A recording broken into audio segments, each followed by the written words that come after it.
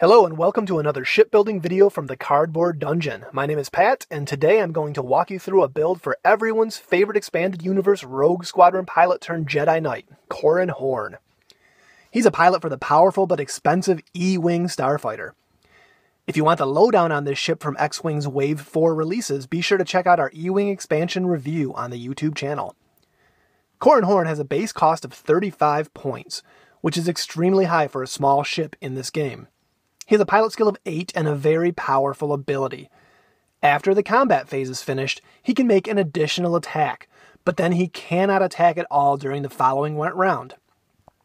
When choosing upgrades for Corran Horn, you're going to want to think about getting him into position to make those twin attacks at range 1 for maximum damage, as well as ways to get as many hits out of your attack dice as possible.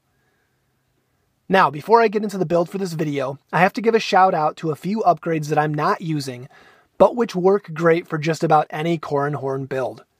First up is Push the Limit, and the only reason I didn't put it into my build is because I don't want every single video I post up to use this card. It's really one of the best elite pilot talents in the game.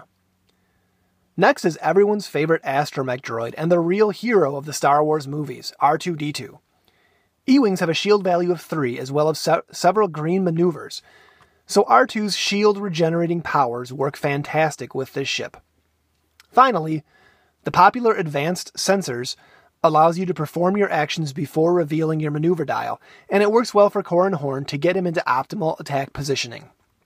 Okay, so those are 3 upgrades that I'm not using in this particular build, but which you really can't go wrong with on Corran Horn or any E-Wing pilot. For his elite pilot talent, I'm using Marksmanship, which costs 3 points and comes in the X-Wing core game and the X-Wing expansion pack.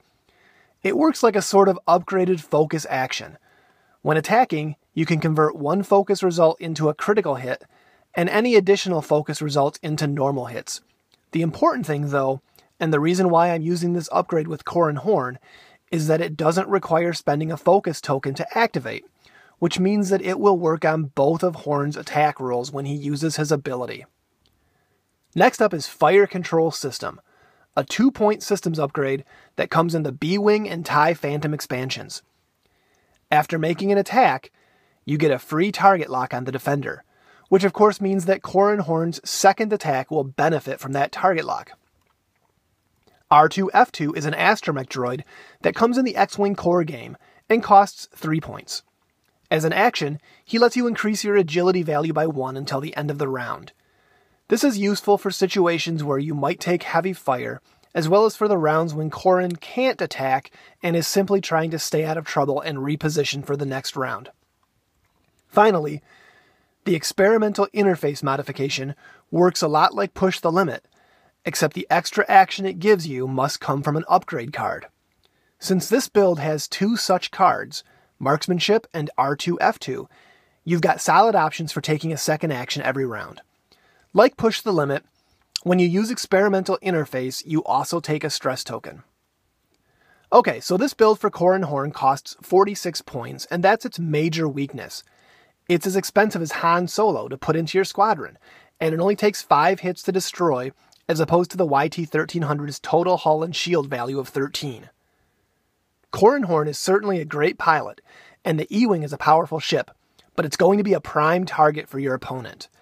I'd probably fly a mini-swarm of 4 Z-95 headhunters to screen and block for Corran and keep him alive.